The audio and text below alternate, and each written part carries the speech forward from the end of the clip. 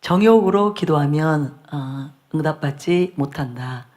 그래서 주님의 뜻대로, 하나님의 뜻대로 기도해야 그 기도에 대해서 다 응답을 받을 수 있다. 예, 이것을 가지고 제가 계속 말씀을 나누고 있습니다. 근데 나라를 위한 기도도 마찬가지예요. 그래서 제가 이 시간에는 우리가 지금 나라 때문에 염려되고 걱정되고 그래서 기도하고 있는데 어떤 마음 자세로 기도하는 것이 이 나라를 위한 기도가 응답될 수 있는가. 하나님이 우리가 어떤 마음으로 어떤 자세로 나와서 간절히 기도할 때 하나님께서 그 기도를 기뻐 받으시고 응답하실 수 있는가. 여기에 대해서 좀 도움을 드리고 싶어서 그것을 좀 나누겠습니다. 많은 분들이 걱정도 되시고 또 힘드실 거예요. 마음과 생각이 굉장히 심란하고 복잡한 그런 분들이 계실 것입니다. 가끔씩은 카페에 그런 댓글도 올라옵니다. 이거 정말 나라가 망하는 거 아닙니까? 심히 두렵습니다. 염려됩니다. 그런 그 글들을 올리는 분들 제가 봐요.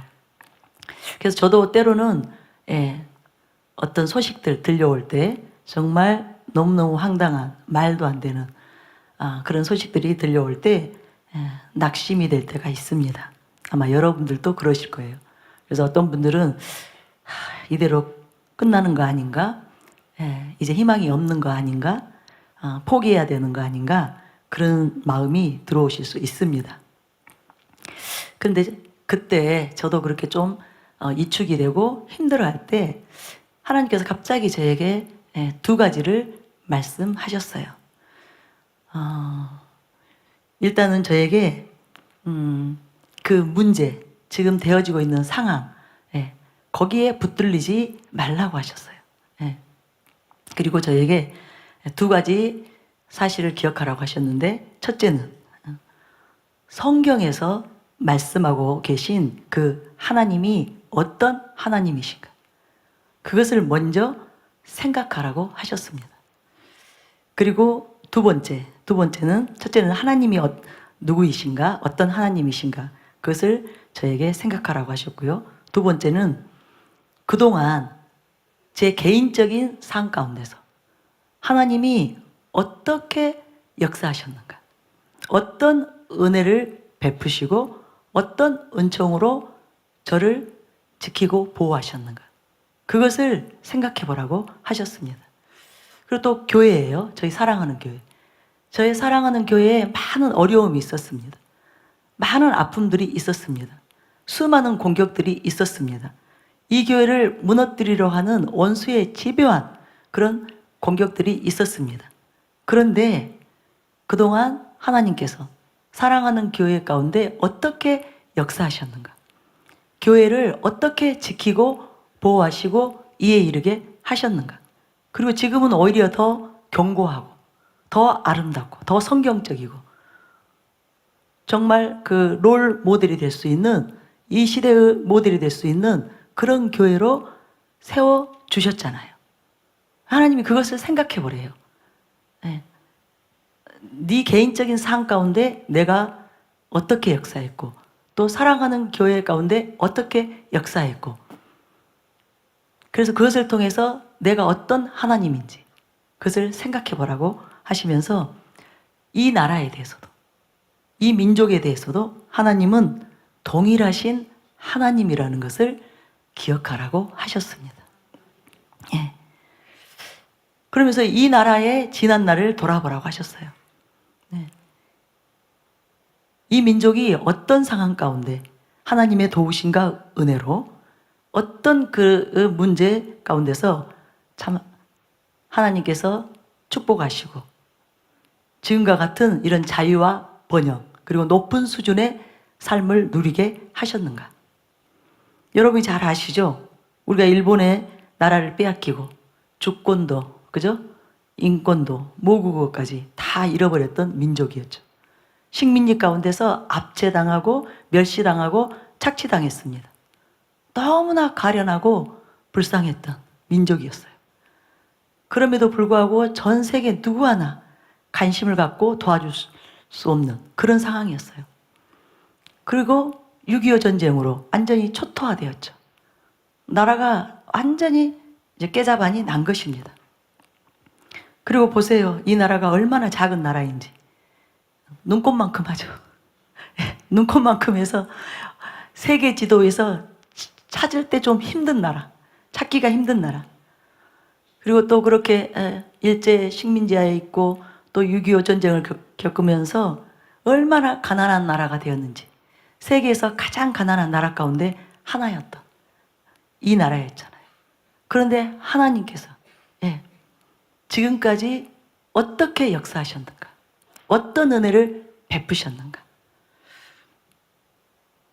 그렇다면 지금도 여전히 하나님만이 우리의 소망이 되신다는 거예요.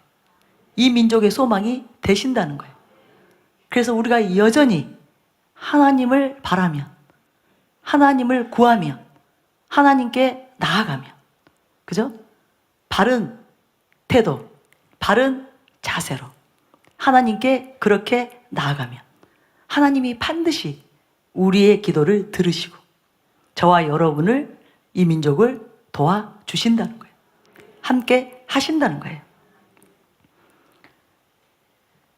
하나님이 어떤 하나님이세요? 자기에게 나아오는 자들, 자기를 의뢰하고 도움을 청하는 자들에게 하나님은 귀를 기울이시는 하나님이십니다. 그 얼굴을 향하시고 귀를 기울이시고 그 기도를 들으시고 응답하시고 역사하시는 하나님이세요. 그래서 이스라엘 민족을 하나님이 그렇게 지키고 보호하셨는데, 이사야 63장 7절에 보면 이사야가 이렇게 말합니다. 내가 여호와께서 우리에게 베푸신 모든 자비와 그의 찬송을 말하며 그의 사랑을 따라 그의 많은 자비를 따라 이스라엘 집에 베푸신 큰 은총을 말하리라.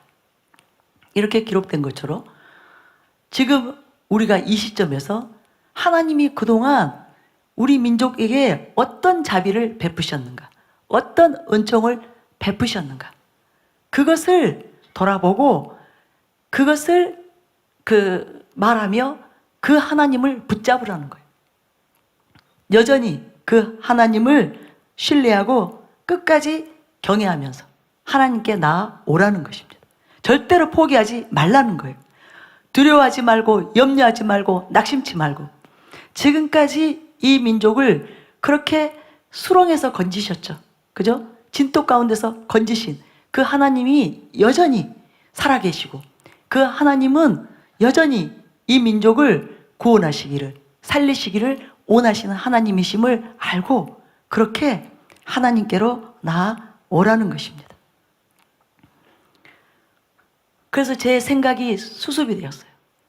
저도 일시적으로 굉장한 그 두려움이, 불안함이 임했었는데 하나님이 그 말씀을 저에게 들려주시고 제가 정말 저의 개인의 삶을 돌아보고 또 사랑하는 교회의 그 지난날을 돌아보고 또 이 민족의 그 역사를 돌아보면서 제가 마음의 평정, 이 안정된 심령을 다시 얻게 된 것입니다. 그래서 여러분도 빨리 여러분의 마음과 생각을 말씀으로 여러분이 다스리시기 바랍니다. 말씀 안으로, 진리 안으로, 하나님 안으로 들어가시기 바랍니다. 우리가 만약에 지금의 이 상황 가운데서 하나님을 벗어나서 지금의 이 현재 벌어지고 있는 일들, 상황들, 거기에만 계속 몰두하게 되면 큰일 납니다. 우리의 심령이 상해요.